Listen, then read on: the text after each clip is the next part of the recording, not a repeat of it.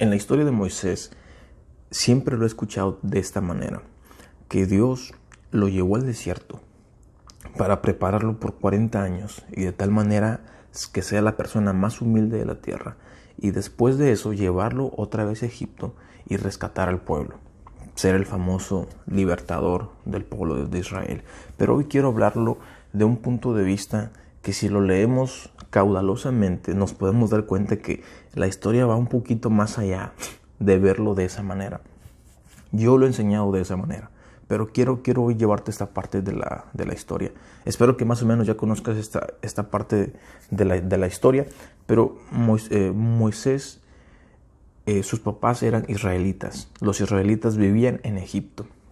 Los egipcios se sintieron preocupados por los israelitas porque se estaban reproduciendo demasiado. Entonces mandaron una ley a matar a todos los niños, a todos los varones israelitas. Y en esa época es cuando Moisés nace.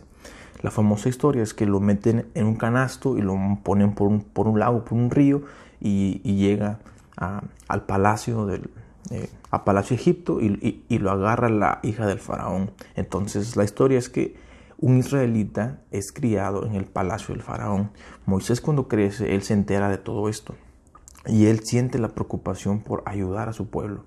Entonces él, cuando crece, se da cuenta que los egipcios tienen demasiada opresión sobre los israelitas, y él en una ocasión intenta ayudar. Cuando él intenta ayudar, por un mal golpe mata a un egipcio. Entonces él se da cuenta que nadie lo ha visto, él se lo lleva, lo entierra, hace todo. Pero luego, en otra ocasión, cuando él intenta ayudar a otro israelita, un israelita le dice: a ver, ¿tú quién te crees? ¿Acaso tú te crees nuestro líder? ¿Acaso no crees que vimos cómo mataste a ese egipcio? Entonces él se siente con miedo, o sea, se siente como que pues le puede pasar algo malo, y definitivamente así pasa.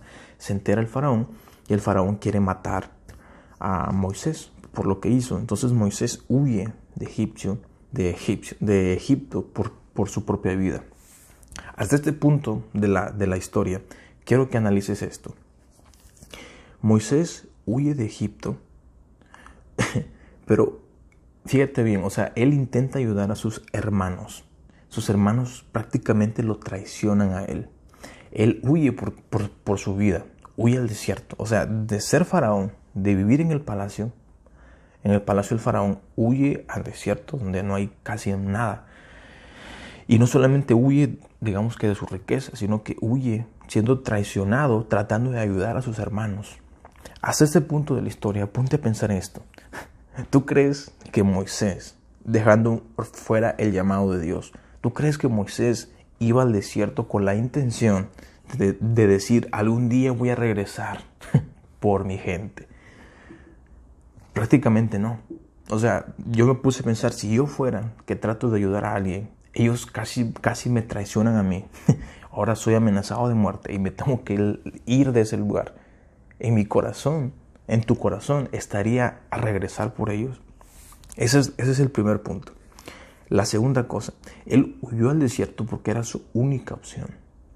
Era su única opción. En Éxodo 3, una de las famosas historias, cuando Dios se presenta a Moisés en la zarza, esto pues pasó después de 40 años de Moisés estar en el desierto. Él pastoreaba ovejas ahora por su suegro. Se casó con Séfora, si no mal recuerdo ese es su nombre. Entonces Dios se le presenta a Moisés. Y prácticamente, para tratar de hacer corta la historia, Dios le dice: he escuchado el clamor, la opresión que sufren en Egipto, hablando del pueblo de Israel, y dice: los llevaré a tierra donde fluye leche y miel, la tierra donde actualmente habitan los cananeos, los hititas, los amorreos. Fíjate bien aquí, Dios le revela su plan a Moisés. Le dice: mira, los ancianos de Israel van a aceptar tu mensaje. Ellos van a aceptar que yo te envíe, y ustedes, tú con los ancianos, se presentarán ante el rey de Egipto y le dirán: el Señor, Dios de los hebreos, vino a nuestro encuentro, así que permítenos hacer un viaje de 3 días al desierto para ofrecer sacrificios al Señor. Pero yo sé que el rey de Egipto no los dejará ir, a menos de que sea forzado por mano poderosa. Así que levantaré mi mano, heriré a los egipcios con todo tipo de milagros que realizaré entre ellos. Entonces al fin el faraón los dejará ir. Además, haré que los egipcios los miren con agrado y les darán obsequios cuando salgan, de modo que no se irán con las manos vacías. Este era el plan de Dios. O sea, Dios ya tenía el plan hecho. Tú vas a hablar con los ancianos, van a ir con el faraón no los dejará ir, y yo haré milagros poderosos sobre él para que en ese entonces los deje ir, y cuando se vayan, los egipcios les darán billete, les darán cosas a ustedes para que no se vayan con las manos vacías. Ese era el plan de Dios.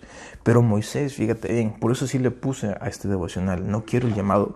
Moisés en Éxodo 4 realmente expresa su corazón. Le dice, sin embargo, Moisés protestó de nuevo. Dijo, ¿qué hago si no me creen? ¿No? ¿Qué hago si me dicen, el Señor nunca se te apareció? Entonces, Dios empieza a decirle, ¿qué tienes en tu mano? Una vara de pastor, arrójala al suelo. Al momento de arrojarla al suelo, dice que se convierte en una serpiente. Moisés se hace para atrás y Dios le dice, agárrala de la cola.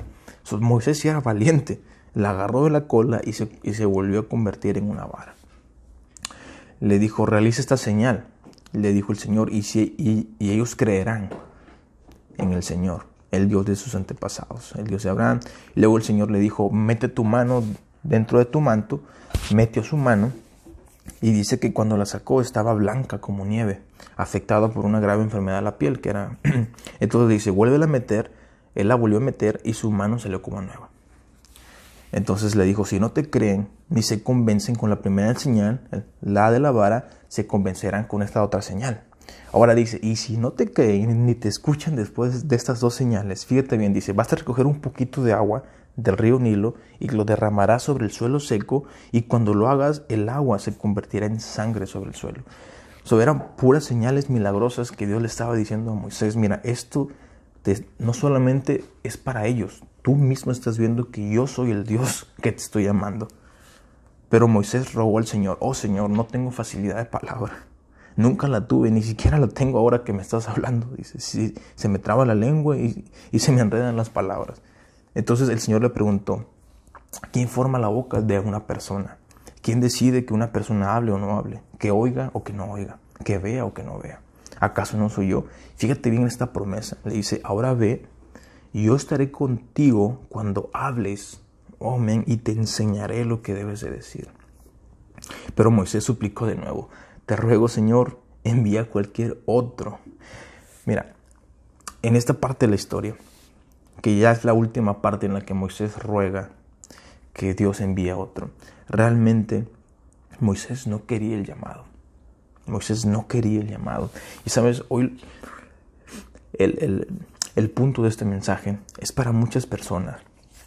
Sabes, muchas veces, así como Moisés, hemos huido a ciertas cosas, hemos fallado, estamos en un lugar donde es producto de haberla regado.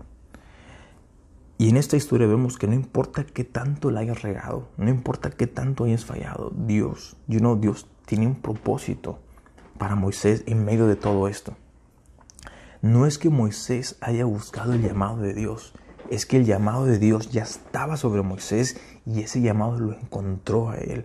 Y lo increíble de esto es que aunque él no quería el llamado de Dios siempre será más fuerte que nosotros. Y entonces Dios le mostró, mira mis señales milagrosas, pero en esta última parte, cuando él le dice, Señor, te ruego que envíes a otro, dice que el Señor se enojó contra Moisés y le dijo, esto es lo que me sorprende, que Dios se enoja, pero fíjate cómo le responde. Le dijo, de acuerdo, ¿qué te parece tu hermano Aarón, el levita? Que él habla muy bien. Mira, ya viene en camino para encontrarse y estará a punto de verte. En el momento que hablaba con Moisés, él ya estaba hablando con Aarón. Entonces le dice, ¿sabes qué? Ahorita ya viene Aarón.